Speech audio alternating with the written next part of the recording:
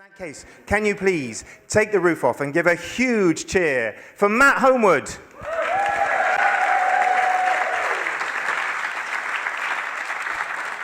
Hello. Thanks for coming out. Right. And thanks, Tim, for the last time. I know. Yes, bizarre sports of Sussex past. Don't know what's going on here. This is what our grandparents were doing in the 60s in Preston Park when they got bored on a Sunday. So I'm a historian by trade, genealogy mainly, and but I'm also a keen runner. Been running for Lewes Athletic Club for many, many years, over 20 years in fact. And as a historian, I've been looking at a lot of newspapers for my job, and I kept getting sidetracked when I sort of saw articles on sporting events and things like that, and I eventually picked up quite a load, so I ended up doing a talk about it, and you're going to see some of it here today. So, horse racing is probably one of the oldest, if not the oldest, of the sports we have in this country, and long, long before, 70 years before the Brighton racecourse appeared, we had the Lewes racecourse. And here is a picture from roughly the 1950s, possibly early 60s, of the runners. And I actually ran up there yesterday. That's on your way to Blackcap if you're running from Lewes, and you can still see bits of it. But this started in 1714, and what they did, they coincided the horse racing weekend with the summer assizes. I'm sure a lot of you know the summer assizes were the massive court cases, the serious ones, that they kept back every quarter, and judges from London, etc., would come down and preside over these big cases. And I've got a clipping here from the Sussex Advertiser from 1756, and it says, at our late assizes, which ended on Wednesday, there was not one prisoner to try. So these judges have basically only come down for the horse racing. There was no prisoners or anything like that. And on Friday, the King's Plate was run when only one horse started. So literally a one-horse race, which was won by Adolphus. There we go, that's who won it. He also came last as well, I suppose, didn't he? Oh, and by the way, one day last week, Sir Thomas Dyke died. So what you've got in this clipping, you've got the summer assizes, there aren't any prisoners. You've got the horse racing, that's the most important thing. Oh, and by the way, our friend died last week. So you can see how important horse racing really was. Here's one of the famous, George Fordham, one of the famous jockeys of the time, born in Cambridgeshire but moved down to Brighton because of the Lewes and Brighton racecourses. I don't think he was that small, unless he just had a massive horse. It's one or the other, isn't it, really? Now, of course, the other big, really old sport is cricket. And here we have Harry Baldwin, a county player, who seems to be missing a belt because he's holding his trousers up. So he was an expert bowler. So you imagine what's going to happen when he lets go of his trousers to bowl. He'll just trip himself up, won't he, really? Anyway, the Victorians were well aware how dull cricket is as a sport. So what you could do, you could contact George Webb, Tavistock Street in Covent Garden, get some clown cricketers to come and entertain your town. And what they would do, they would come down and they would challenge your local side. And you can see here hang on, how do I get back? You can see here in 1870 that they're coming to Lewes, 28th, 29th of April, and they go all over the place as far as Norfolk and Essex. And what they were a team of clowns. Woven into them were a couple of very good or ex-county cricket players. So they were a sort of fairly handy side. And the report from 1870, talks of them coming down Lewes High Street in a cart, and everyone's following them. And when they actually played the cricket match, the clown would do a somersault before he let go of the ball. And if a six was hit, all the clowns would get together and they'd form a human pyramid. And they entertained people in the break. So as you can see here, it's good cricket with fun. I'm not a big fan of cricket, but if we got some clown cricketers to come and play our local side, I'll be down there watching. Now, I know this isn't Sussex coming up, but I couldn't resist putting it in. This is from 1766, And it's a cricket match between 11 one-armed men and 11 one-legged men. And they played on Blackheath. This was an annual event on Blackheath, and it was the chaps, injured servicemen from the Greenwich Hospital, and they would come down to Blackheath, and thousands of people would turn out to watch them. As you can see here, the one-legged men played best, but the one-armed men ran best. So, yeah. So the one-armed men won, basically, more runs, I suppose. Yeah. But that's the sort of thing they got up to in those days. Of course, I can't forget football. This is Brighton Hove Albion, 120 years ago, bafflingly at the edge of a very grassy field. You can see their little mascot dog there. They dabble with Brighton and Hove Rangers and Brighton something else. Brighton United they were for a bit, but they settled with Brighton Hove Albion. And yeah, they did fairly well, actually, from the off. Not as good as they are now, of course. But here we are in Lewes. Now, I am a Lewesian, so there is a lot of Lewes stuff in here. This talk originally started back about 10 years ago, and it was a history of sport in Lewes, so it's had to morph over the years, so I've given it around the county. But this is Lewes in 1921. We have here, an old maid, a Scotchman, Red Cross nurse, probably Little Red Riding Hood, some clowns and all that. This is the Lewes Police Force. And they're playing an annual charity event again against the Lewes tradesmen. So it's Lewes Police Force versus Lewes tradesmen. The year after this, there was a man dressed as Friar Tuck. And in the newspaper reports, they talk about it and they say at one point, the man dressed as Friar Tuck, or the player, clashed heads with one of the opposition players and went down. And 3 men rushed on and gave Friar Tuck a black liquid. He drank the liquid, jumped up, ran the full length of the pitch, shook hands with the opposition goalie, then fell asleep in the nets. And in the newspaper report, they're still not sure if it was part of the entertainment or the man was genuinely concussed. At another point, a child managed to get the ball and ran off with it across the fields. And you can imagine the sight of men dressed like this chasing a small boy across the fields with a ball. Yes, those are the things that were going on in Lewes, and they get more spectators for those than we do now just for watching Lewes Football Club play. But that's actually on the Dripping Pan. I don't know if any of you have been to the Dripping Pan at Lewes.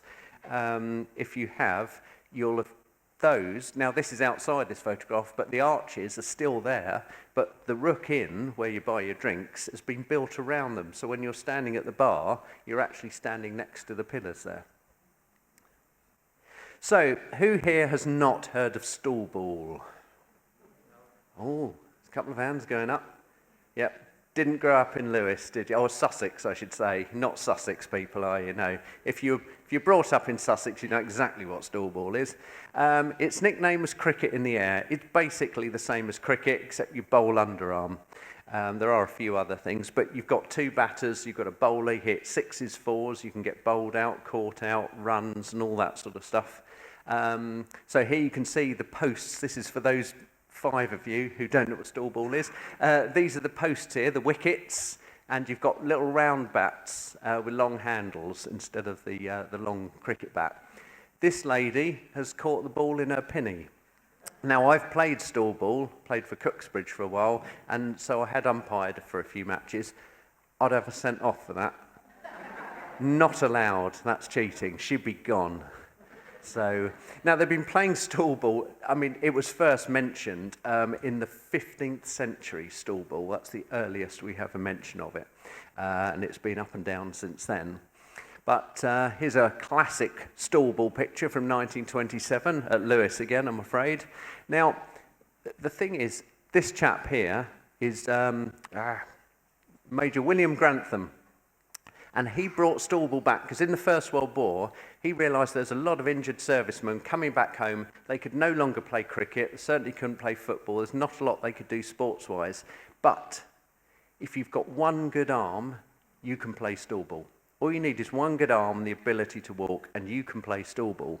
And as a direct result of that, stool ball was played at Lord's in 1917 as a result of Major Grantham's work with the injured servicemen.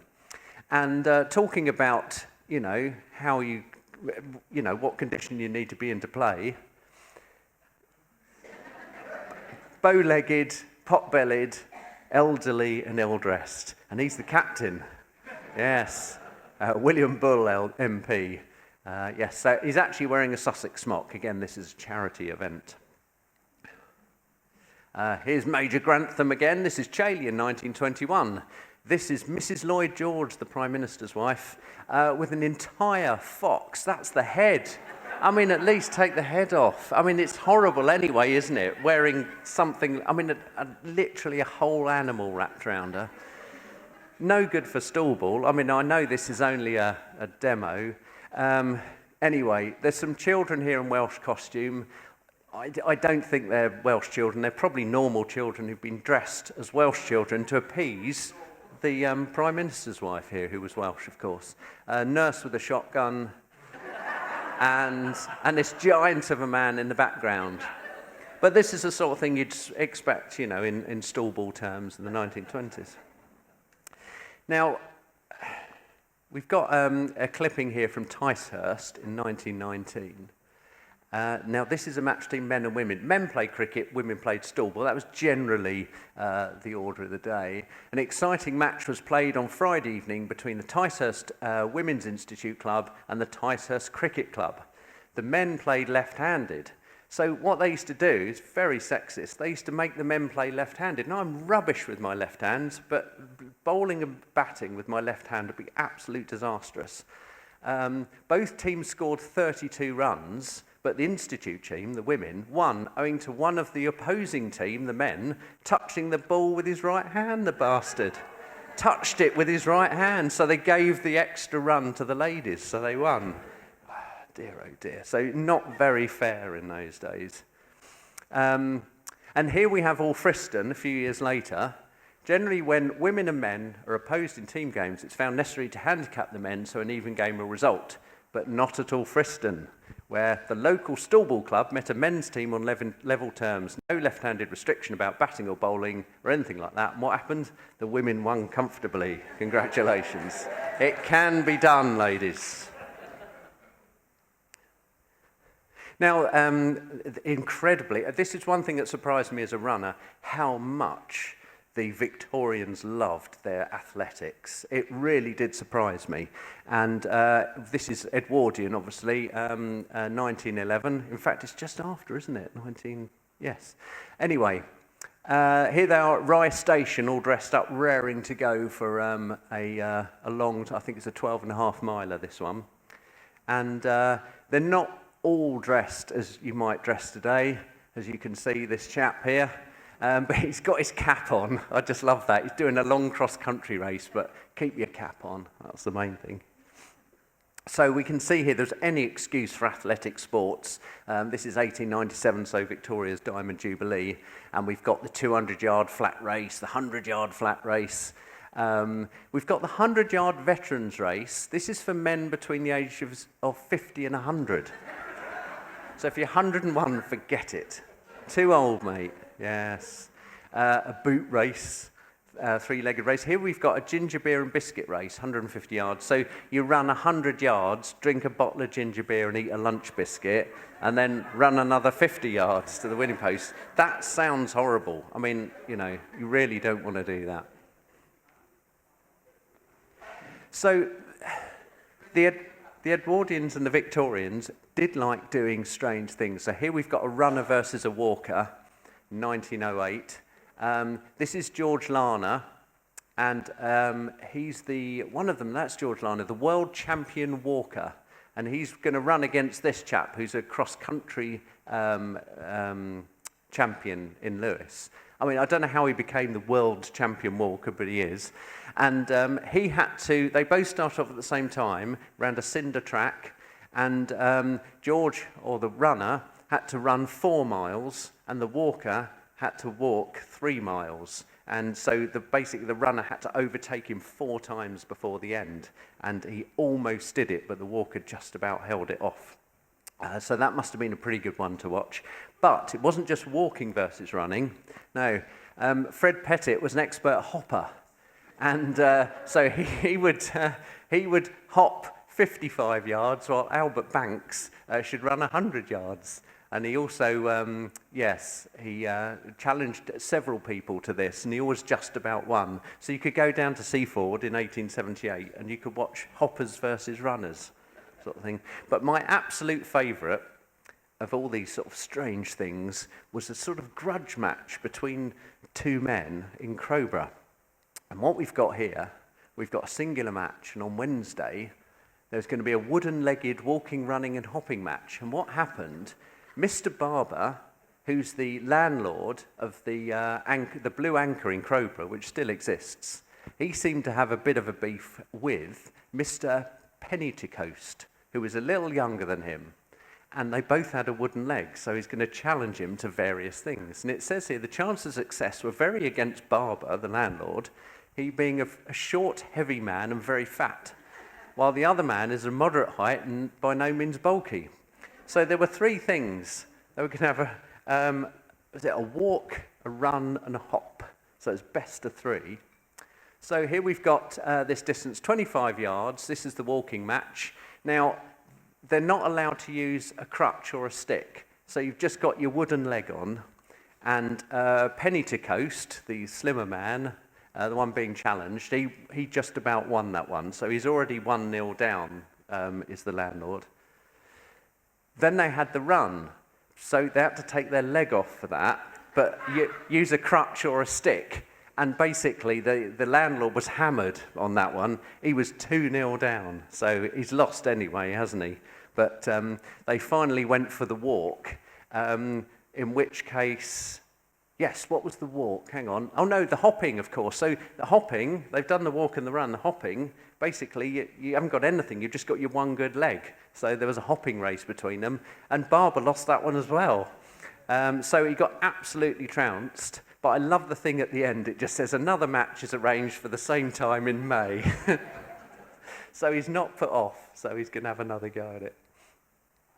So it takes me to sort of the weird and wonderful world of village sports days. And yes, here we go. This was a dead heat between these two in the veterans race. In the results, this man is known as Gorgeous Freddy. And they said it was the veterans race for the over 50s, but he didn't look a day over 30, they said. But he still didn't win, did he? So he was finished third.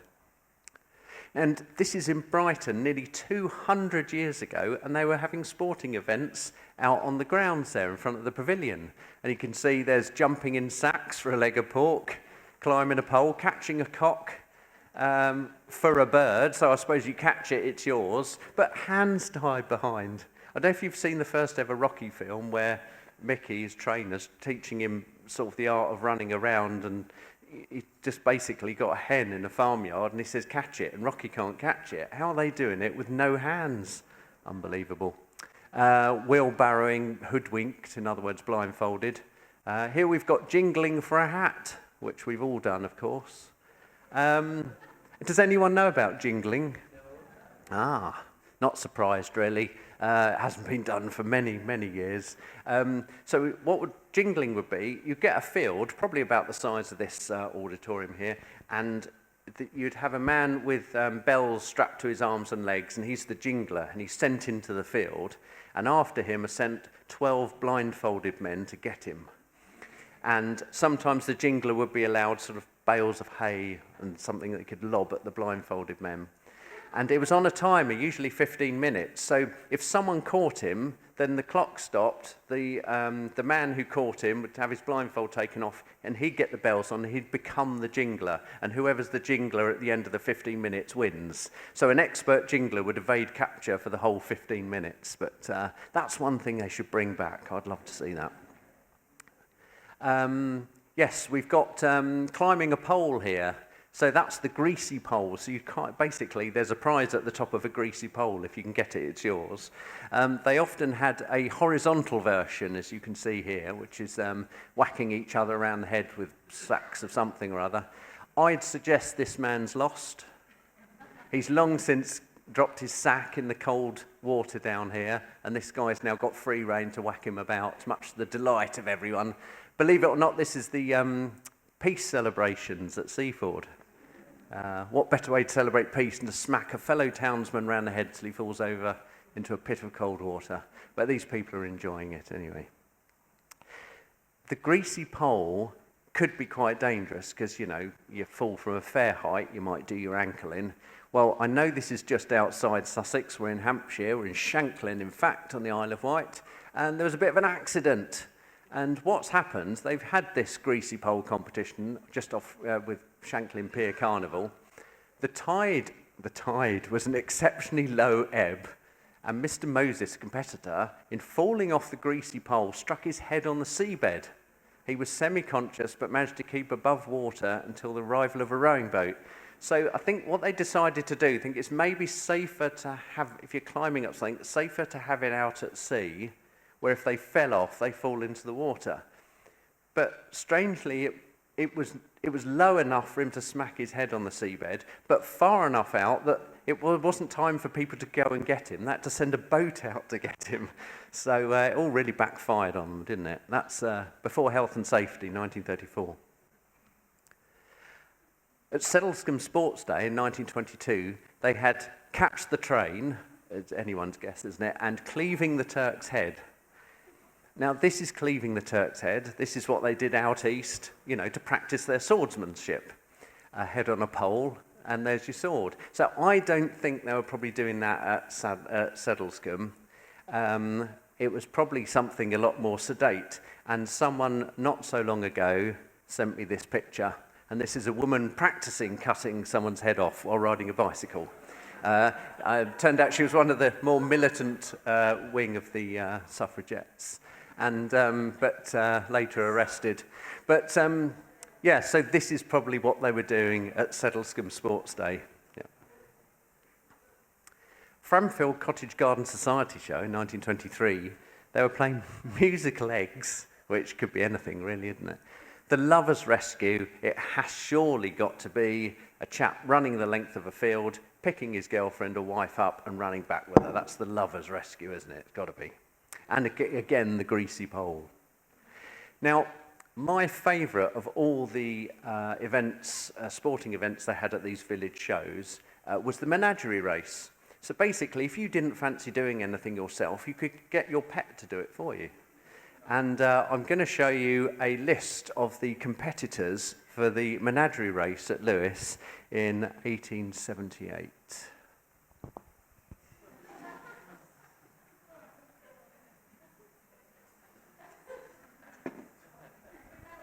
So what do you reckon your best bet is?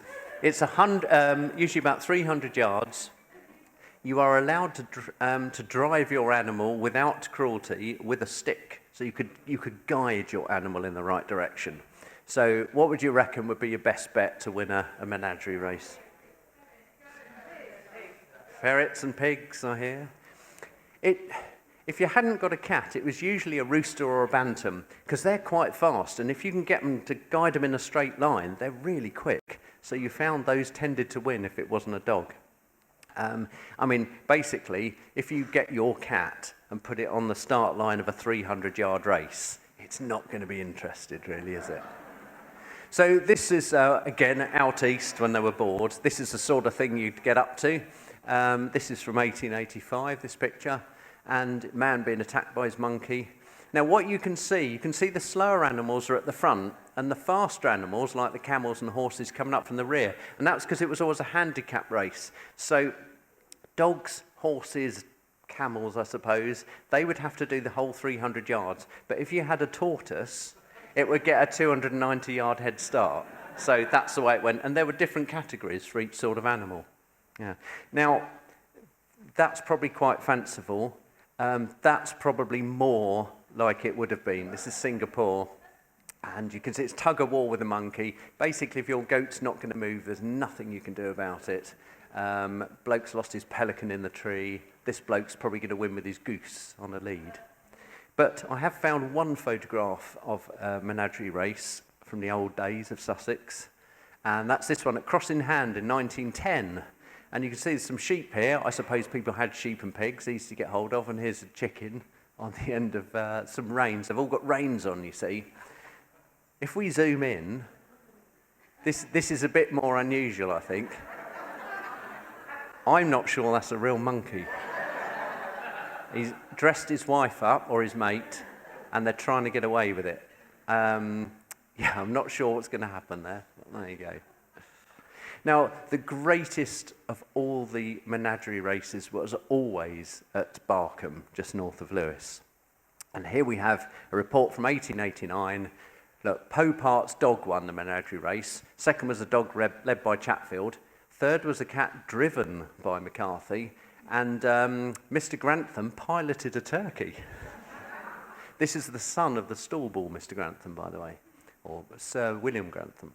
Yeah, piloted a turkey, there you go.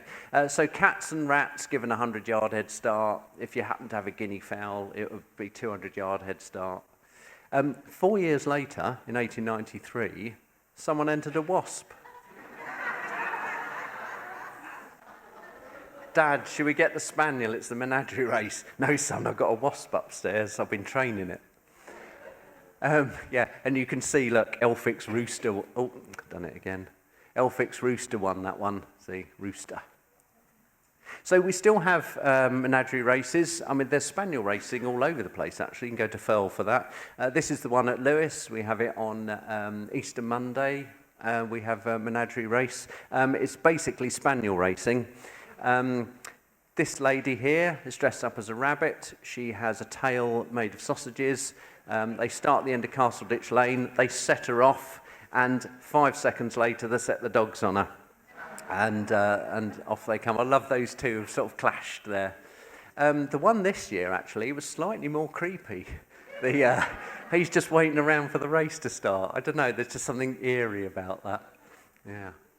Now, you can see adverts for it. As you can see, Got Spaniel. This is an advert in the Lewes Arms here. And if you zoom in, you can see all the different types of spaniel that you're allowed to enter. But I'm going to leave you with another of my favourites, and that's piano bashing. Has anyone done piano bashing? This is from 1969 at Little Horsted, just outside Uckfield. Well, I mean, my grandparents had pianos, upright pianos. I wouldn't suggest smashing that one up. But upright pianos that no one played, they were out of tune, but you just couldn't sell them. They're 10 a penny. But you could donate them to a sporting event, and teams of men generally would smash them up for you. So there were 4 or 5 teams here, and they would be armed with mallets and axes. And what this is a board with a sort of large letterbox-shaped hole, and your aim was to get the piano through the hole. So you smashed it up, and when you got bits short enough, you shoved it through the hole. That was the way to do it. This man's forgotten his shorts. It doesn't matter. It's the 1960s. They just got on with it in those days, yeah. So basically, if you go into that field now with a metal detector, you'd just find old bits of the ironworks of piano. Yeah. Thanks.